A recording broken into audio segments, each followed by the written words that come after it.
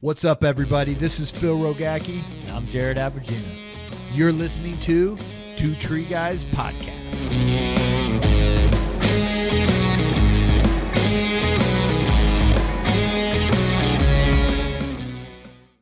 What's up, everybody? Phil Rogacki here, bringing you another podcast of Two Tree Guys, sitting in North Carolina at Arborfest 2022. I'm joined today with Jimmy Grand, owner of Western Skies Tree Service, and we're going to hear his story. He says it's probably going to be one of the craziest stories we've ever had on the podcast, so I'm interested to see what that is and see if he can top, because I've had some interesting ones. But before we get into a story of who he is and what he does and how he got in this industry, hey, pay the fee, guys. You're listening to this, share it, tag us, post it, Instagram, Facebook, Twitter, Twitch, TikTok, the other pickpock, whatever social media you got, share it out there for us, guys. We don't ask for money or anything, and this is how we get the word out to everybody. And if you hated it and you thought Jimmy's story sucked, don't share it, forget about it, and erase it from your memory forever. Thank you. I appreciate it. But Absolutely. Jimmy, man, welcome. First podcast. Yeah, first one. Yeah, all right, man. All right. Well, welcome. So tell me a little bit about yourself. Where are you from? I'm from Central Oregon, a little town called Prineville, right outside of Bend. Okay, good. I'm actually going to be going to Bend here in August, nice. doing an adventure race Nice. called Endeavor. Never It's a heard of it. 48-hour race, hiking, mountain climbing, rock Dope. climbing, swimming, overnight for 48 yeah. hours, ankle monitors. That's crazy. It's going to be crazy That'd right be there in cool. Bend. Yeah, that's only, so I live 32 miles from Bend. So Okay, that whole good. area is You should my get in the home. race. Maybe. It's a team race, Oh. 2 people. Might have to find me a teammate. All right, yeah. Tell me about yourself. Yeah, I grew up Prineville. Kind of just my dad and everyone grew up logging and stuff like that, cutting trees, firewood. It's a logging area in there, and I never really did any work like that until I was older. I worked for this tree service called Allen Clark Tree Service for a year, and then I went on different ventures doing concrete, this or that, and then I So your dad was in the trade. a little, somewhat, more or less, just he cut firewood and sold a lot of firewood. But Yeah. taught me how to use chainsaws and all this stuff. And then all my friends' families were loggers and whatnot. Yeah, And- big logging community up Yeah. there. And then I just started doing concrete. And then of course, I was a delinquent when I was a teenager, so I got in a lot of trouble. Yeah. And I went to prison for a minute. Okay. and How then long I- were you in prison? I did 7.5 months on 13 Okay. for driving without a license. Yeah. Driving without a Yeah, license? driving without a license. You had to go to prison? hmm Oh, shit. Yeah. So, Man, Ben, but Oregon's not yeah. playing around. No, they don't Holy play around crap. with that. They'll let you have, You can crack pipes yeah. and They but- hand them out now. yeah, know. but you can't. You can't go to work. Yeah, got it. But yeah, so I did that, and I get out, and I didn't really know what I was gonna do, work wise, really. Yeah. I was let's say I was 22, 28 now. Do you got a driver's license now? Yeah, Okay, do. good. Yeah, I'm gonna have to check after that. 9.5 years. If you don't have a driver's license, let's see it. Yeah. Where is see? this? Look at this. Oh, look Valid. how too. proud he is of Oh. that, man. Oh, look, that doesn't even look like you. Oh, clean cut, Yeah. man. So then my mom hit me up, and she was like, "Hey, you know that tree service that you worked for?" And I was like, "Yeah." She's like, "Well, he's selling it." Came with all his business. He'd been in business for 13 years, and he was selling all the equipment, all the contacts, the whole entire business for $110,000. Why was he selling it? He was 70 something, He's just done. done. How Moved long back did to he had it Canada. for 13 years? Yeah. And it was all really crappy equipment and stuff, but I had 13 years of contacts, and he was the only tree service in Prineville. And it was 110, so then I got a loan, asked for a loan from my grandparents because they're well off. So wait a minute, And- let me back up. Your family logging, in a logging community, been around a little bit around tree work, had a little bit of experience, and then selling a company when you got out of prison. I bought it. Yeah, but I mean, the guy was selling a company, yeah. and you're like, I'm gonna buy this company. Mhm. In your experience, you didn't have that much experience. I never even climbed a tree. Oh gosh. Okay, that is a story, man. That is a I never story. even climbed a tree. Didn't know really nothing about running a business, having a business, or anything about that. Now, why'd your mom mention that to you? Why? Because she just knew that my whole life, I always had a tree house. I always loved trees. I love being outside. I love chainsaws. I love everything about it. And she was like, hey, you could, and she knew that I hate having like bosses. Like I like Yeah. being my own. And she was like, well, what do you think of this? I was like,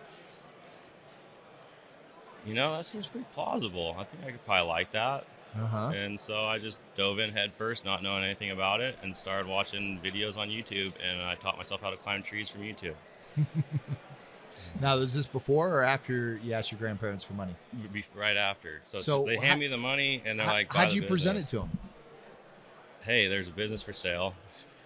Been in business 13 years, blah, blah. Hey, like, makes good money. It's cheap. And, like, trees always need cut. And I was like, and you know that I'm a hard worker. And they're like, all right. So they gave me a loan with 3% interest, and away I went.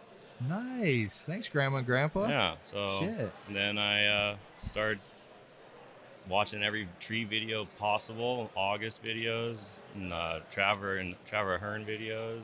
Okay. Like, all their videos, asking them questions all the time. Like, so August helped me out a lot. He answered a lot of my questions when I first started, and so did Trevor. And first thing I did is I like watched Trevor's videos. I was, oh, he has a unisender. That's what you have to climb on, right? So I just started buying stuff and watching videos, and I've like always been really adept at like teaching myself things anyway. So like I was able to learn a lot faster than like working for someone too, because I could watch a video and be like, hey, I've seen them do it this way, and no one can tell me no because I own the company. That is true. So I can buy whatever equipment I want. I can do whatever I want. Try whatever I seen online, and I just went with it. And now 6 years later, it's still going. And good, man. Like, yeah.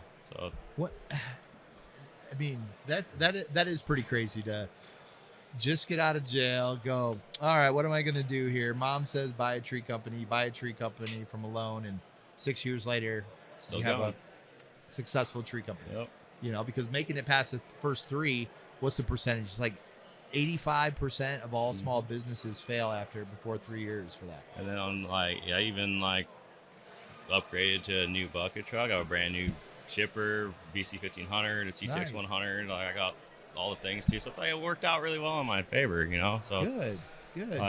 And then it turned out to be in something that like I could never live without either. Like I love climbing trees, even just when I'm not working. I've never seen any other business or like work wise where like when people are done working, they'll still go climb trees, like it's your life, it's your hobby, it's your career. 100%. You just love to do it, and by the way, you make money doing it. Yeah. And then it came with a couple of employees, and that's one of my biggest mentors was Rafe, and he's like third generation timber faller, so he was just a fallen person. And he was on the team. Yeah. And he's still on the team after. Good. And because a lot of times, especially if they 13 years, how long do you work with the previous owner? 4. Okay, so 4 years, and when companies switch ownership, sometimes the people go, oh, it's a different culture. Especially when he's like 50 and I'm 21 going on 22 at the time. So how did that work? Coming in, he's been doing this for a long time, and being 50 years old with a 22-year-old kid buying. I say kid, boss, but it's anybody younger than me is a kid. Sure. But buying, the boss. How'd you work that? When they didn't, I don't know, kind of just like put my foot down on like he didn't work for like a week once just because he didn't want to listen to someone younger. But then after that, we've had nothing but respect, and he even told me that. He's like, the moment I knew that you were about it when you told me, well, you're not working then.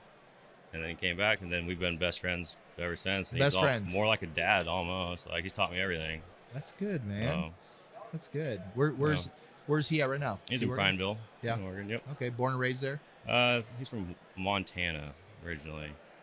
What was the first thing he showed you where you were like, that's cool? Thank you. That's awesome.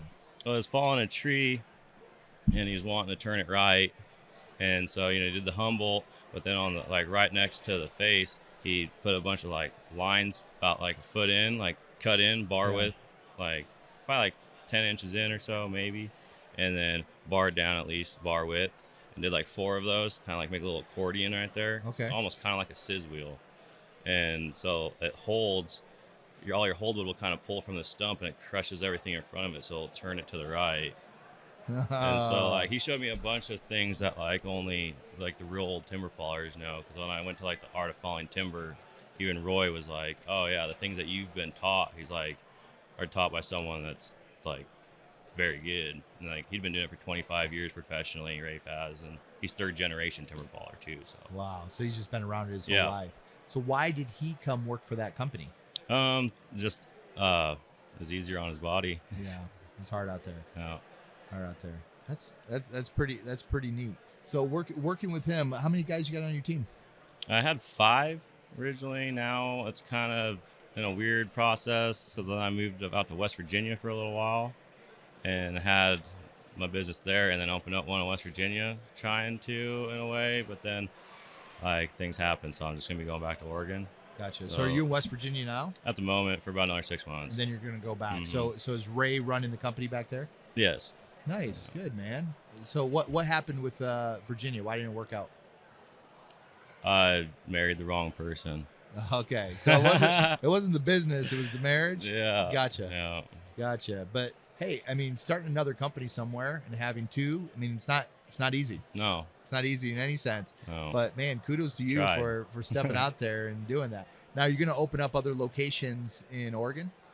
I'd probably just stick with the one because I'm also here. I've been looking into. I want to get into some like rope access stuff, kind of like Okay. diversify. Because like I love tree work, but like the thing I love the most is like the climbing aspect of it all. Yeah. And like the different rigging and the ropes and stuff like that. Nice. All the different applications. So I want to get like my Spratt and Irata certification and go do different stuff like that. You know. Want a beer? So heck yeah. Oh, there we go. Let's crack one open on the podcast. Tom Anderson coming in. Yeah. Thank you, sir. Woo!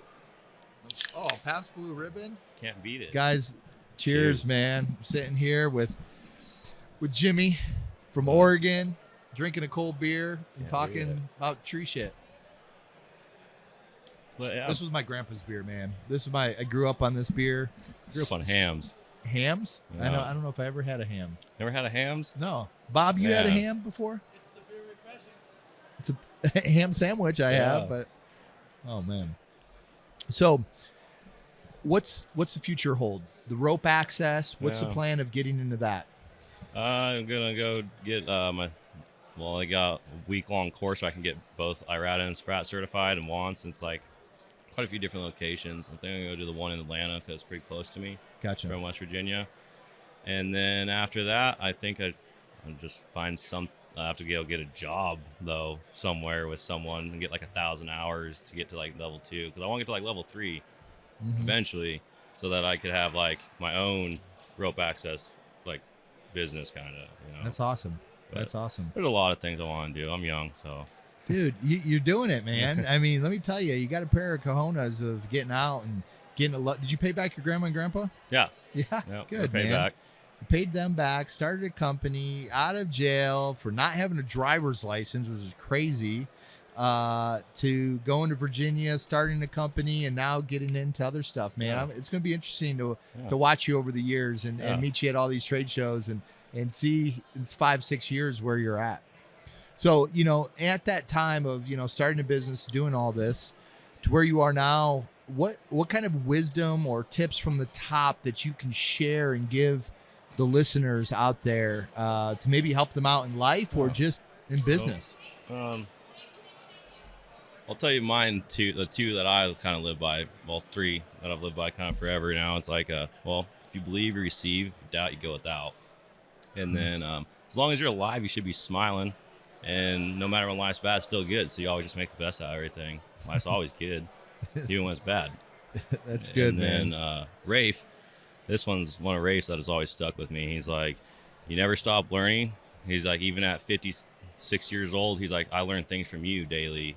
He's like, that I've never learned because you learned something somewhere else, He's You like, shared it. yeah, he's like, never stop learning, never get complacent. And the moment you think you know everything, that's the moment you should quit doing this job, because that's the moment that you're going to end up getting hurt or killed or ending up hurting or killing someone else.